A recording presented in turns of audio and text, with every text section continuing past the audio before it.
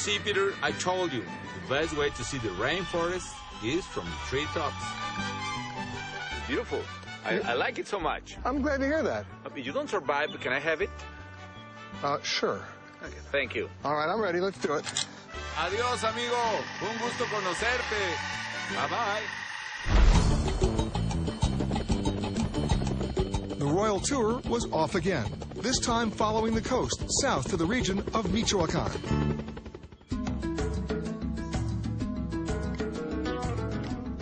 Our destination, the wooded beauty of the forest. I'm liking this. You can't beat the scenery. It's amazing. Where we were headed, the president promised, was going to be unlike anything I'd ever seen. We hitched up the horses and continued on foot. We are going into the deeper part of this wood. We were headed to the Mariposa Biosphere Reserve.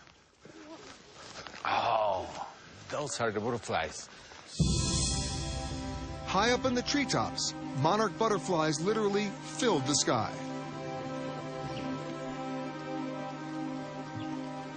That's all butterflies? Yes. I see them all up there. Yes, 1,000 of them. There are so many butterflies that if you listen carefully, you can hear their wings beating. Wow. They're everywhere.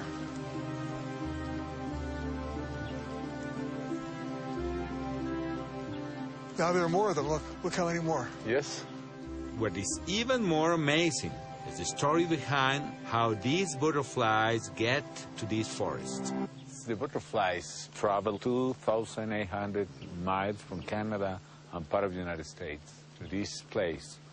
The monarch is the only butterfly that migrates south for the winter, like a bird. They're snowbirds. They're snowbirds, more or less. Yes. Yeah. Some scientists say the butterfly could fly more than 50 miles a day, even more than 100 miles. Yet what's truly amazing is that with a lifespan of only a few weeks to a few months, it's only every fourth generation of butterfly that instinctively knows when and where to make that long trip south. The generation living in winter, they realize that they need to do all this way south towards Mexico. So they always arrive this very same place. So they were the original tourists. Yes. How they pass the survival information on across generations remains a mystery. It's magical how they get here. It's magical what they do here, and it's still unexplained how they come back here every single year. Mr. President, yeah? You have two new friends. Oh, yes? I can see that. Wow.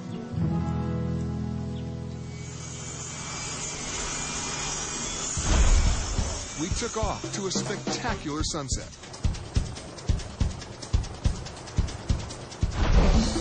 As we came in for a landing, the president told me he was taking me on a tour of one of his favorite cities, Morelia.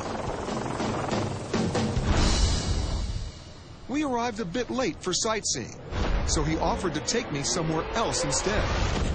A place so exclusive, so private, so inside. A place that few outside his inner circle ever get to see. His mom's house. Hola. The president was born here in Morelia into a Catholic working-class family, the youngest of 5 children. Nice to meet you. Mucho gusto. Luis, bienvenido. My mom. Con mucho gusto. Encantado. Bien, gracias a Dios. I'm actually Peter Greenberg here. I'm doing I'm visiting Mexico with an amazing. En Spanish, por favor. I have a great translator. Esta es mi casa y la tuya. Thank you so much. Muchas gracias. Yes. But the president isn't the only Calderon success story.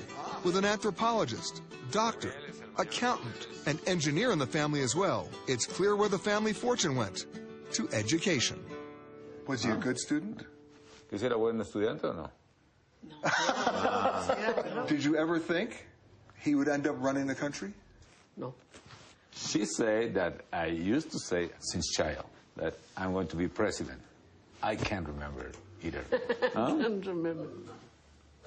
So you can see, this is Mari Carmen. This is John. Let me guess. Who's that? That is me. Young Felipe became laser-focused on politics from a very early age. He followed in the footsteps of his father, Luis Calderon Vega, who spent his own life fighting against an authoritarian government in Mexico, and who, in 1939, co-founded the president's own political party, the PAN. At age 25, Calderon won his first local election, and soon burst onto the national scene by winning a seat in the Chamber of Deputies, where he met his wife, Congresswoman Margarita Zavala. After a bid for the governorship in his home state of Michoacan, Calderon became the national president of the PAN party and was instrumental in helping Vicente Fox become the first real democratically elected Mexican president in modern times. In 2005, Calderon began his own bid for the presidency. He began far behind in the polls, but when the ballots were cast, he won the controversial election by less than 1% of the vote, and at age 44 became one of the youngest presidents in Mexican history. It was an honor his father unfortunately did not live to see. Well, this is the official picture, isn't it? Oh, yes. This is my son. What's his name? Felipe. Oh, I remember now. Okay. It was time to head out. We had another early start tomorrow. Lovely to meet you. And Mom. Perdón. Bye. One more. Una más. Gracias. Thank you so much. Thank you, Peter. Thank you, Mr. President. See you tomorrow. You got it.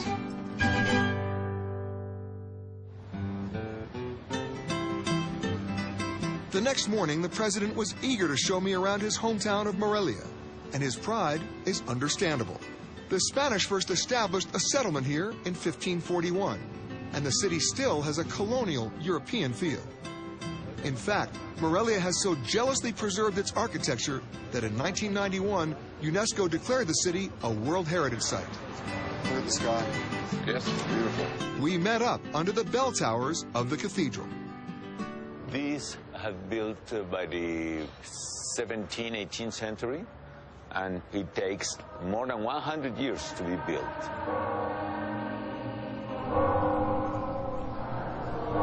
They are beautiful. Oh, it's a beautiful sound. I remember that very well. It's very emotional because I know that I belong to this place. I belong to this city. But there was one place the president really wanted to visit, and it was on the other side of town. Peter, this is where I went to secondary school. Mr. President? Hello, how are you? And the students there were in for quite a surprise.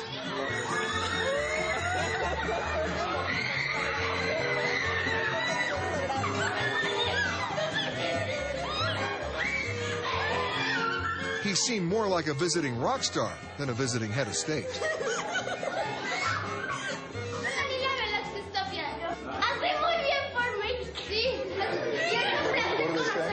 It's a pleasure to meet me, and I'm doing so well for the country. Ah. Thank you. Gracias. And when the president asked if they wanted a photo with him, oh, well.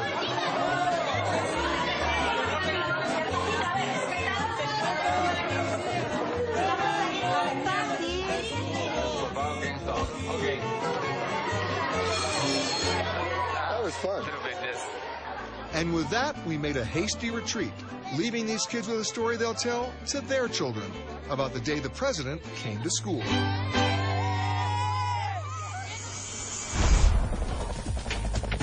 Now we are headed northwest. Next, I'm taking you to the lagoons of the world-famous Baja California.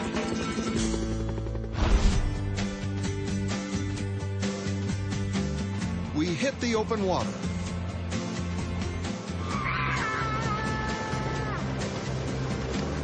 Our destination, the lagoon at Ojo de Liebre. Every year, thousands of gray whales make an incredible journey to reach this spot. It's the longest migration of mammals in the world. They come from Alaska and the North Pole to this place. It's probably 14,000 miles. They are swimming like 24 hours a day. Each year, the whales make these lagoons their winter home, making it a spot for whale watching unlike any other in the world. Ballena, ballena, ballena. Háblale, niños, ustedes. Oh, there's one right over there. There's one right over there. Wow! Did you see that? Mira, mira, mira, mira. Whoa! These animals could be 50 feet long. There he is. Hola, ballenita. Could weigh probably 30 tons. That's big. That's big, yes. Oh! Yeah, that was cool. It was the most whales I had ever seen, but they still seemed to be keeping their distance. The president, however, had an idea. There is a theory that the voice of children singing helps to attract the whales. Well, as luck would have it, we just happened to have some children with us. Canten, niños, canten, canten. Una ballena se columpiaba sobre la montaña. And what do you know? It didn't take long.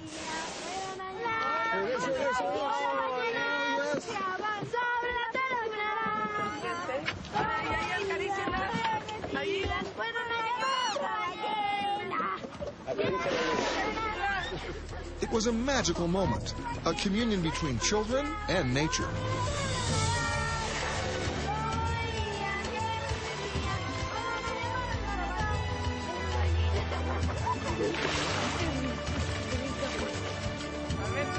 The whales approached for a closer look, taking obvious care to be gentle near the boat. Wow! Oh. The water in these lagoons has an unusually high salt content, and that gives the whales buoyancy. It makes it easier for them to mate. The salinity also helps keep baby whales afloat while they learn to swim, and at the same time, it keeps sharks away. It all adds up to make these lagoons a whale's perfect winter destination. In peak season, as many as 1,500 adult whales return here to the waters of their birth and breed up to 800 babies, which means all these whales are actually Mexicans. They come back every single year. They have no papers, but they can go north and come back every year. Got it! I said it!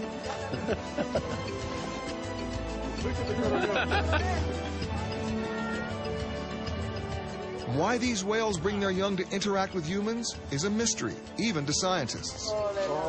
Some say it's simple curiosity, but others see a more personal connection. It's nothing scientific, but these are very emotional animals. The whales like the voice of the kids, the sound of the kids, or the spirit of the kids. What about the voice of the president singing? Well, I think that they don't care about the voice of the president. They're very rational. Hola, hola, hola. Oh. Hola, hola, hola. See, I saw you touch the whale. Oh, well, that's the Mexican hospitality. Huh? Adiós, ballenas. Adiós, ballenas. Adiós, nos vemos el año que entra.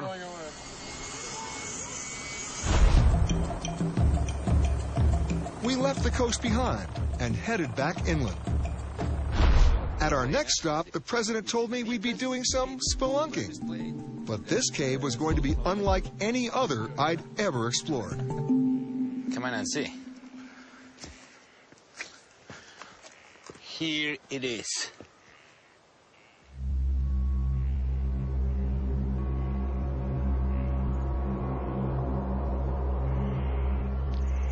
Oh my God!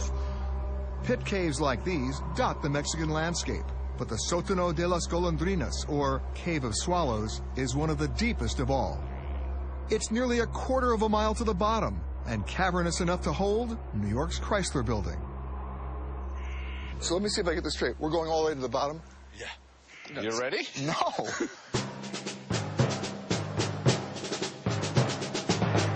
Listos? Peter, don't worry. This is all perfectly safe. Somehow, that didn't make me feel any better. Good luck, my friend. It has been a pleasure to meet you. You are a sadist.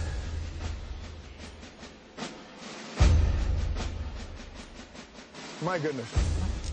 Mr. President, was this your idea? But you wanted to know Mexico better. This is the deep Mexico, Peter. Moments later, the president began his descent. Well, look who it is.